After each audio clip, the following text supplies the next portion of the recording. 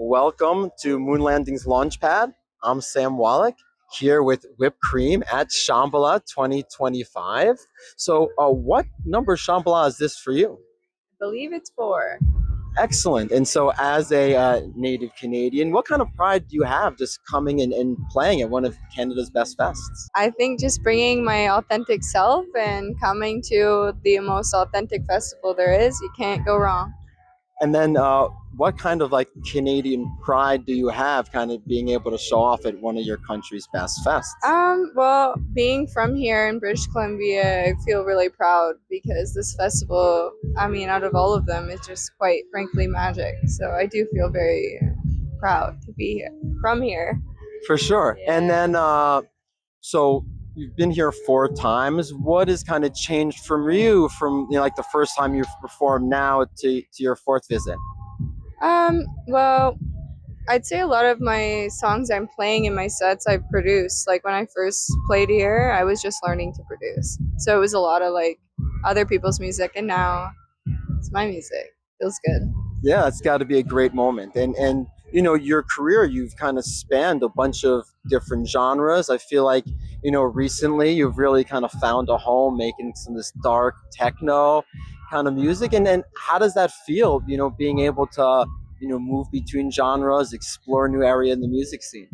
Yeah, it feels good. It's just like self-exploration. So like every song I make is like a diary entry, and there's no pressure. I think that's the beauty of being like a music producer on a computer. There's no like knot to what genre I need to make, so it's really cool. Nice. Yeah.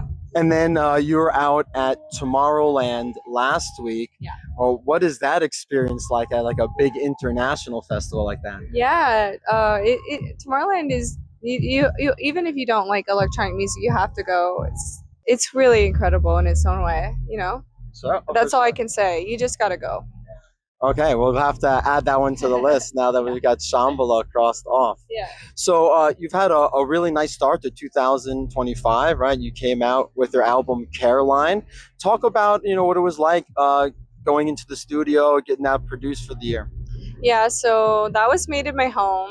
I was kind of going through it. I was like making all these hip hop beats and R&B beats at the time, and I was just naturally making this like dark industrial Jesus type of shit, and I'm like, God, what am I gonna do with all this? I'd be making hip hop beats, and at the end of the 6-month span, I had all these like collective dark kind of techno records, and I'm like, shit, does this fit Whipped Cream? And I just thought to make like this alter alias ego with Caroline.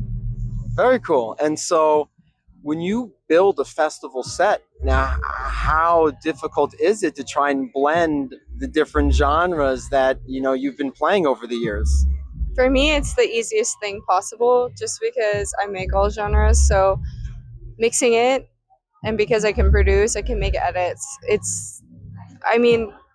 I have a special way of DJing. It's more like a listening party and an experience. It makes people think. That's what I take pride in. You don't know what you're gonna get when you come to my show. That's for sure. Yeah, I love that surprise, especially when you get a couple hours to play and you can really see like a full catalog of everything you've been up to. So talk about what you have in store for the rest of the year. I know there's just a few festivals left, but maybe are there any tours or things that you have prepared? Yeah, I actually have something very large that I've never done before gonna happen at the beginning of 2026 that you guys will know soon. But other than that, I am actually going to do a very intimate show in Vancouver and Calgary. I believe it's in October, which will drop those on sale tickets quite shortly, to test out some of the things that are going to be on that bigger thing going on in the spring. Nice. But I wanted to pick kind of a home base to have that listening experience, so stay tuned for that. Okay, so something to look out for 2026. Great. One track that I really enjoyed was Erase that you did with Andrea Botez. Talk about what it was like, working with another producer, another woman who, started out in a different career and has really kind of found a home making techno. Yeah, so Andrea Botez, she's like a famous chess player, and she's famous. Like she literally had an interview with Brian Johnson and Will Smith, but people might speculate and think she's like this influencer and doesn't know music and she's young and whatever. I'm telling you right now, she works harder than anybody I know. Like I work really hard. She can match how I work. And she's successful for a reason. She's very smart. She's got a great ear. Being in the studio with her and showing her, taking her under my wing, it was an incredible experience. So much so, I like her so much that we have another record in the works. Actually, we just finished it. So can't wait for that. Nice, excellent. Can't wait to hear it. Yeah. So, what lessons could you take from your previous career as a figure skater into what you're doing now as an electronic artist? Yeah, great question. When you're a figure skater, it's just you. There's no one else. You only have you, and you can land a jump. But at the end of the day, it's your brain, and you have to decide. Once you land a jump, it's mental from there on out. Like golf or pool or whatever. It's lots of parallels to that. So you have to take full accountability for your training, your mind, and just being disciplined and being able to get up when you fall.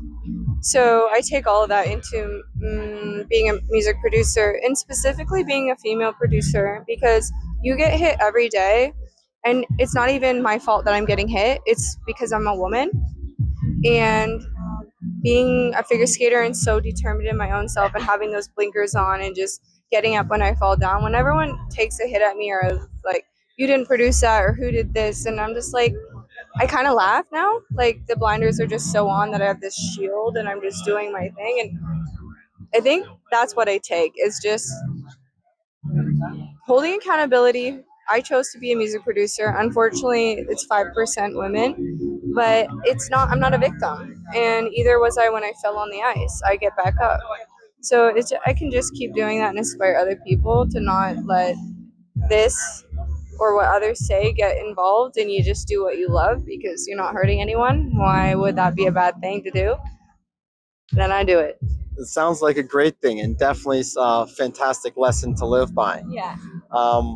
So at Moon Landing, we kind of have a motto of uniting the world through music. So I'm thinking, do you have like a memory or a moment in your career where you really felt like, you were able to bring people together with the music that you're playing?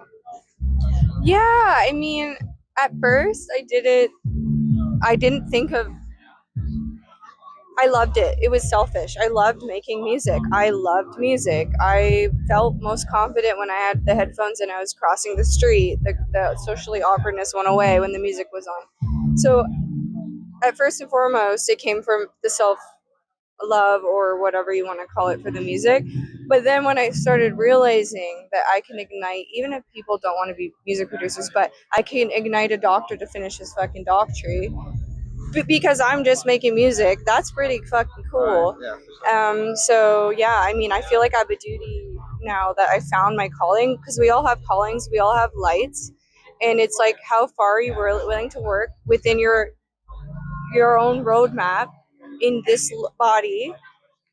Can you shine your light on others? And sometimes you piss people off because you're late, but other times you inspire people to do great things, because everyone is equal.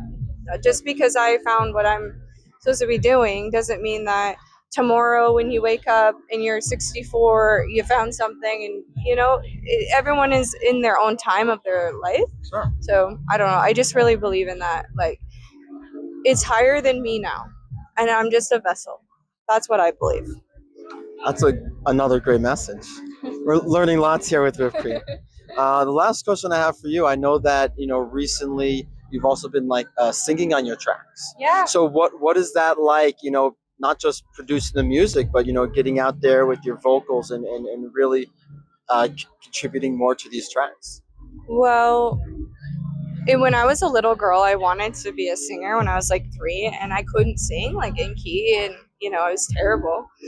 And when I became a stronger producer with my record deal that I had with Atlantic, they always were like, "Can you sing on your songs?" And I'm like, "No, I'm just a producer." Like, no. Then I started getting in all these sessions they were putting me in with all these Grammy award-winning writers and these top liners and yada yada yada. And I realized even they have bad days where they can't write a hook or they can't find the melody. And so I came into this fight or flight, and I was going through so much shit in my own life that I just started writing things out in my notes in my phone, and I started humming. And one day I'm in the studio with my really good friend Zach, and I was just humming a melody to Angels, which was my first song. There's a really big beetle that's walking over there. It's really cute. It's coming over here.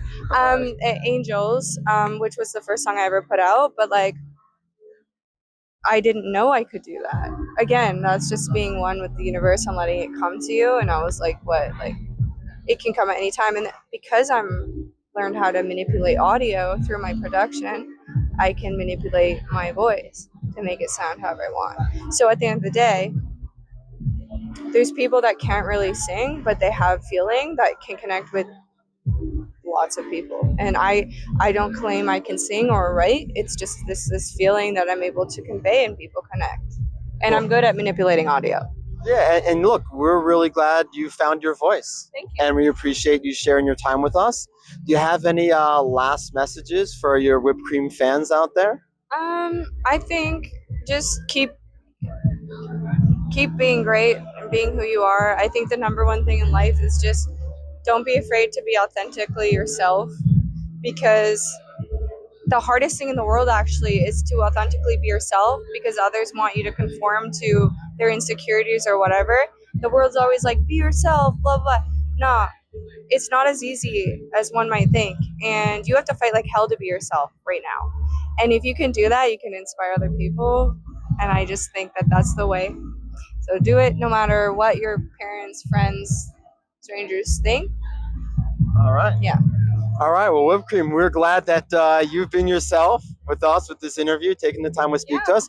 Have a great Shambala 2025. Thank you. Likewise. All right.